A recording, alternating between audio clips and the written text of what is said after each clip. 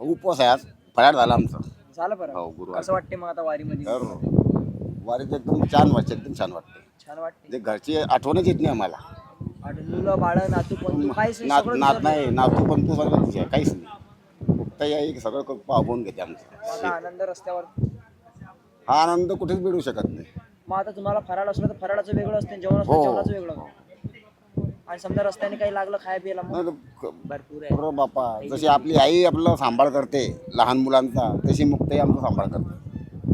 मग आता कसं वाटतंय तुम्हाला? एकदम छान. म्हणजे घरून काय काय आणलं मग? घरून काहीच नाही, 2 ड्रेस आणले, पण एक ड्रेस चालू आहे. हाच द्यायचा रोज पुण्याची शर्ट वगैरे. किती जण आले तुम्ही? आम्ही आमच्या मंगरूळ बुद्रुकचे 12 जण आलो आहे. तुम्ही सर्व मित्रमंडळी आहे का? नाही, काही ह्या मित्रमंडळी आहे, त्याला व्यसनमुक्तीसाठी आणलं. समजा काही दारू सोडा भाऊ, हे करा, तर 2 जण सुधारले आहे, 1 जण काही समजा सुधरील. युवा पिढीनं सांगतो आम्ही की बाबा या मार्गात तुम्ही लागा. हा मार्ग एकदा पाहिजे, एकदा राहा, एकदा आल्या म्हणजे जशी सवय लागून जाते, भगवंताची सवय लागून जाते. वारीची आवड कसं काय निर्माण झाली? वारीची आवड म्हणजे आमच्या आई वडिलांपासून चालू आहे. दर महिन्याला आम्ही मुक्ताईची वारी करतो. आई वडील, माझा भाऊ भागवतकार आहे, कीर्तनकार आहे. त्याच्या 15-16 वाऱ्या झाल्या बिगर चप्पलच्या. खाण्यापिण्याची व्यवस्था कशी? खाण्यापिण्याची व्यवस्था तर एकदम भरपूर आहे भाऊ, एकदम मस्त. कोणी आपल्याला म्हणजे एक आवड माव निर्माण झाली तुम्हाला? आवड म्हणजे पहिल्यापासून म्हणजे आई वडिलापासून चालू आहे.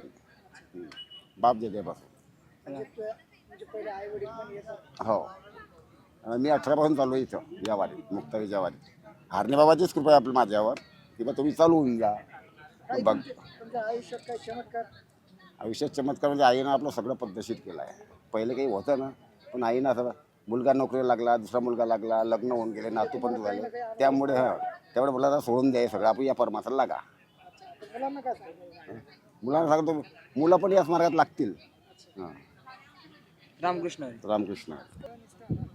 रामकृष्ण हरी माऊली. रामकृष्ण हरी माऊली. कोणत्या गावचे आहे तुम्ही?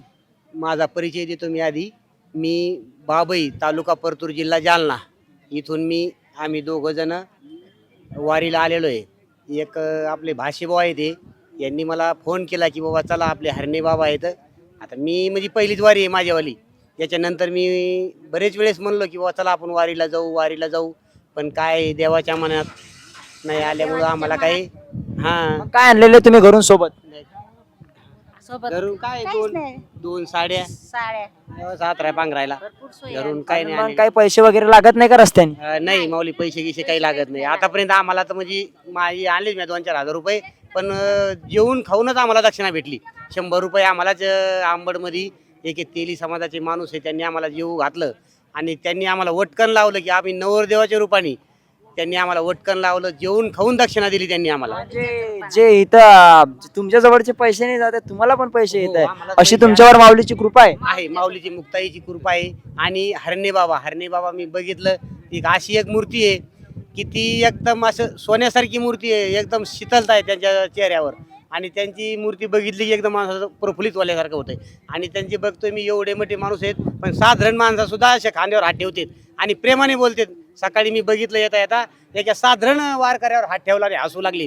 मला वाटलं मायला काय एवढी मूर्ती आहे ही आणि किती तिच्यावर शीतलता आहे.